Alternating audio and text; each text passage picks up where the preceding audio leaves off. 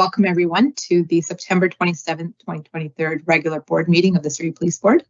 I'd like to call this meeting to order. I'd like to start by recognizing that our work takes place on the ancestral, traditional, and unceded territories of the Coast Salish peoples. And I'd also like to note that in addition to us on camera here, we do have Director Cloak, who is attending by video today, by phone today as well. So Melissa, I will pass it to you. Thank you, Director Sunner. In order to for the board to pass a motion, we need to appoint an acting chair.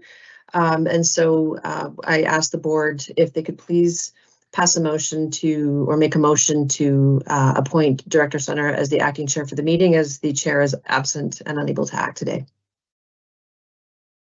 Director Broussard, seconder. Yeah, I'll move that motion. All in favor? Any opposed? Thank you. Okay, thank you, everyone. So before we start today's meeting, I would like to start our meeting today by giving our sincerest condolences to the family of Constable Rick O'Brien of the Ridge Meadows RCMP department, who was killed in the line of duty on Saturday, September 23rd. Our hearts are heavy, and they go out to Constable O'Brien and his family and his friends. I know that some of our own officers had the honor of working with Constable O'Brien as well. And I recognize that there's a great loss that they're feeling as well, and our hearts are with them as well. So I'd just like to have a moment of silence for Constable O'Brien.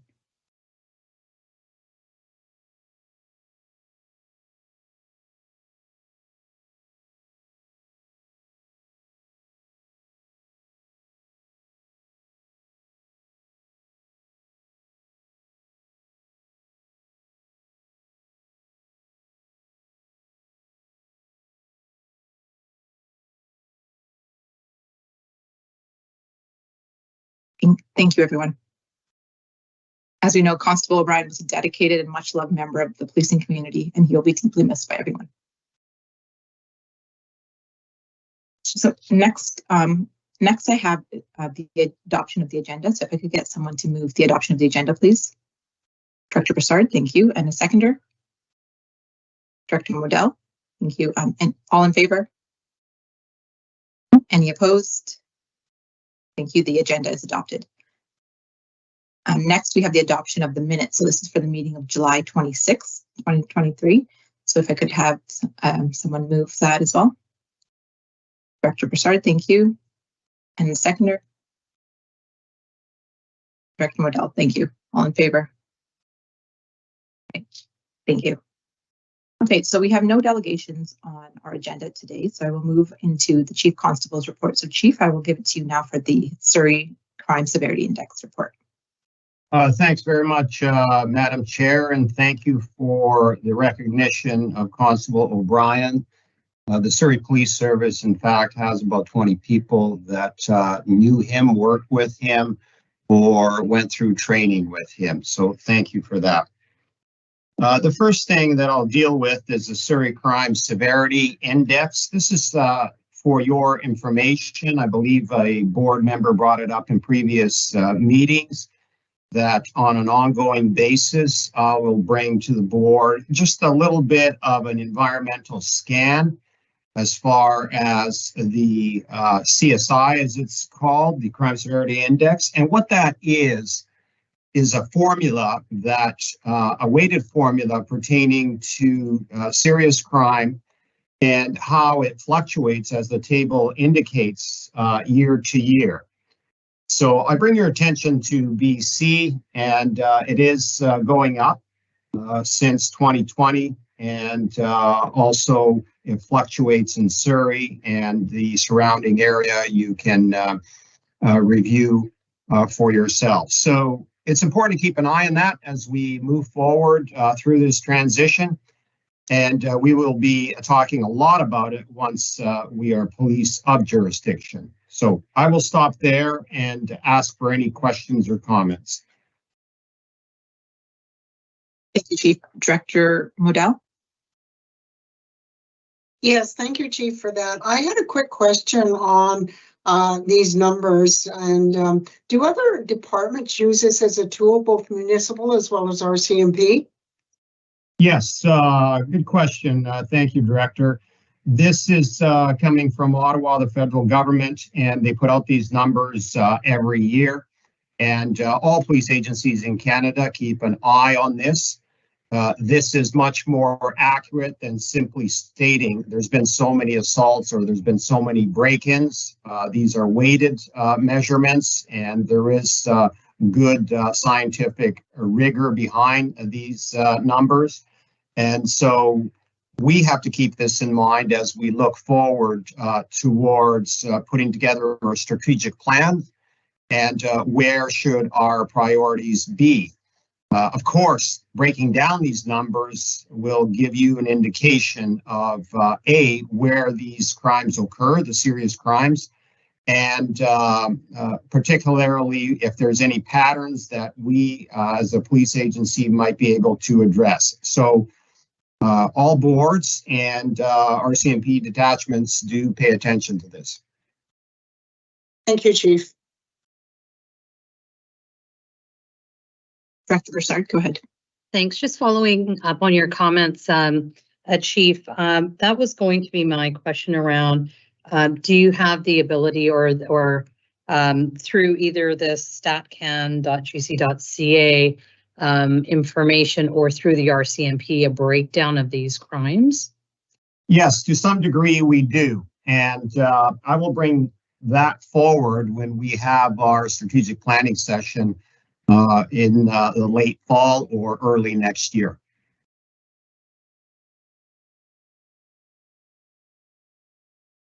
Chief, I don't see any other questions, so. Okay, thank you. Let's move on to the new BC Provincial Policing Standards in response to sexual assaults. So the provincial government has done a lot of work to set a standard pertaining to handling of these types of files.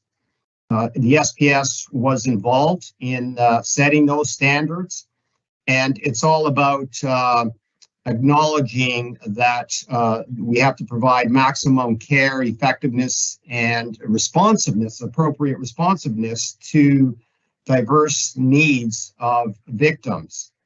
And so what you may recall is that we have drafted policy to effect that. We initially had a set of standards and then we had to change them. The policy follows that change. And so the SPS is all set to go in that regard. It is a very positive step, and it is one that is overdue, and we are well equipped to have our members effect this policy and standard. I'll take any questions or comments. Thank you. Madam Chair, if you would like, I can proceed with number 3, the transition update. Yes, go ahead. Thank you, Chief. Thank you for that, and thanks for the opportunity to give an update on the transition. This will be very short, but I think there's some important comments that are points that I would like to make.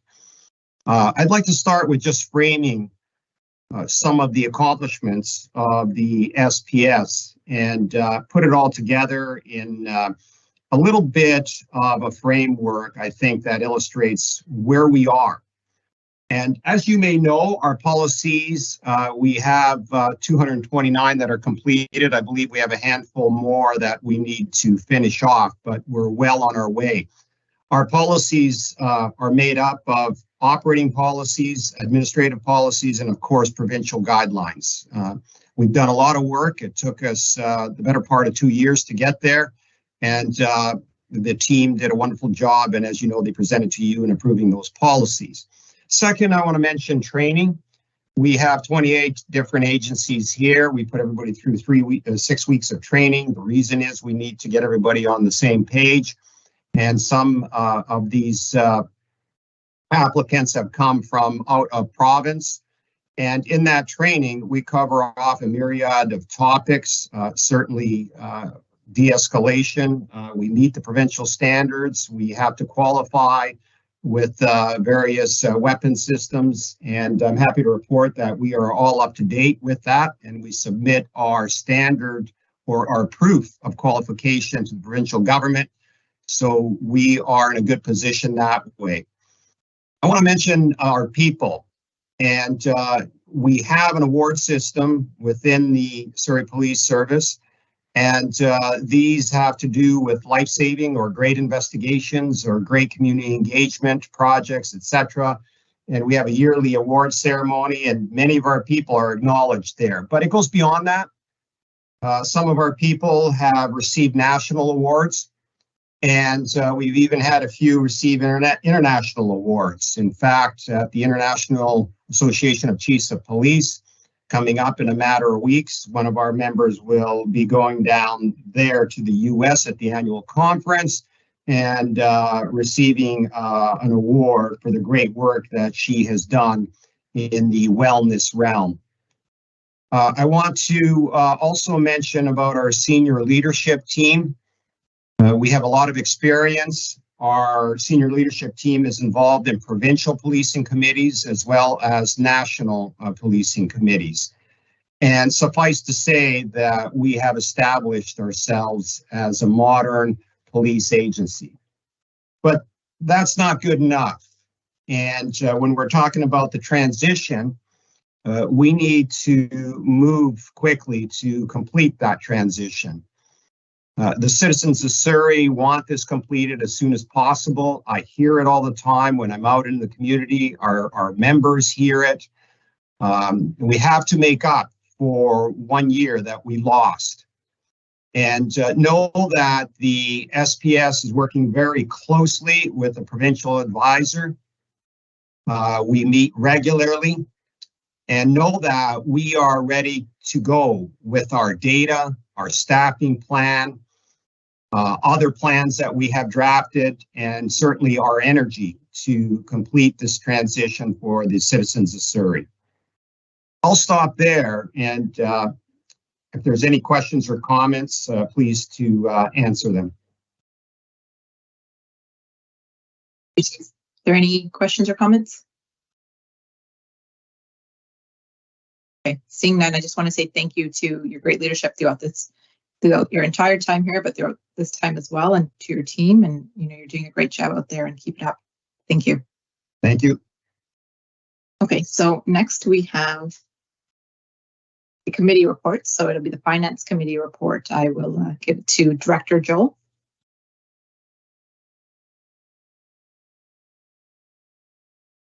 Thank you, Madam Chair. I'd like to give the financial update for year-to-date expenditures to August 31st. So the Finance Committee is presenting an update on year-to-date expenditures for both the SPS operations and the one-time policing transition as well. We should turn to slide number 2. Looking at slide number 2, as you can see, as of August 31st, year-to-date expenditures were $45.5 million. Expenditures include $63,000 for board remunerations, $40.5 million for salaries and benefits, $2.5 million in capital expenditures, and $2.4 million for other operating expenses, such as supplies and materials, JIBC training costs for new recruits, telecommunications, and outsourced services. At the end of August, we had a total of 382 active employees, 332 sworn members, and 50 civilians. Of that amount, 359 of those employees were costed to SPS operations, and 23 employees were assigned to temporary roles as part of the police transition project and establishing the SPS. Therefore, their salaries and benefits were allocated to the transition project fund. I could call for the next slide.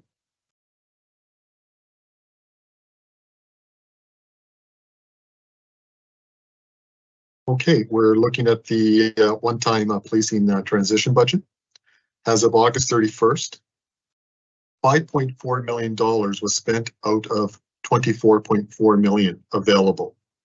Areas of significant expenditures to date include $1.8 million for IT, which includes both the capital costs for hardware and other technology-related assets and setup costs. We expended $2.2 for training, assessments, and recruitment, and temporary personnel, and $956,000 for firearms, personal issue kits, uniforms, and other specialty equipment. We could turn to the next slide.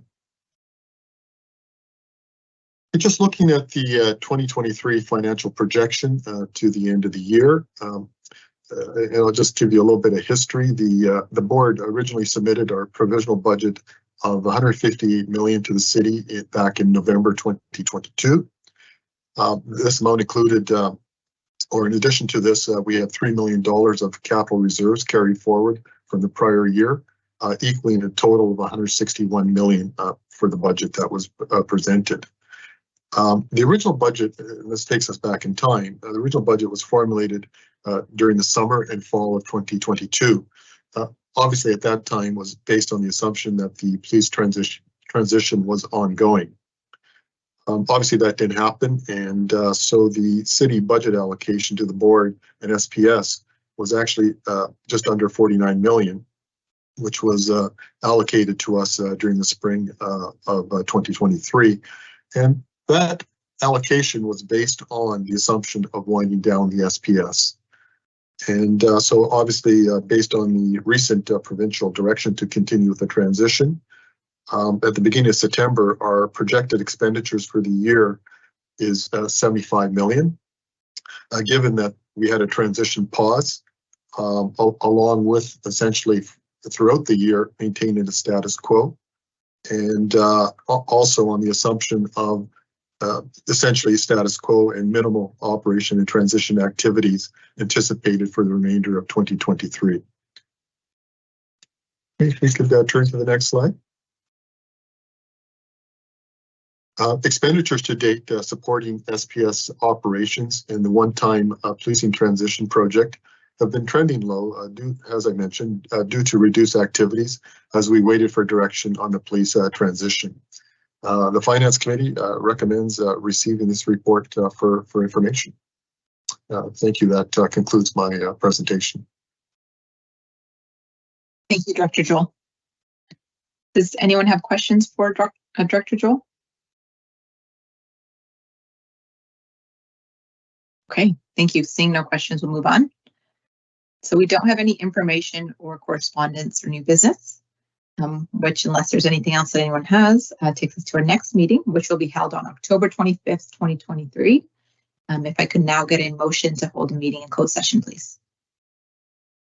Thank you, Director Broussard, Director Modell, all in favor? All right, thank you, everyone. This meeting is adjourned and we'll see you next month. Thank you.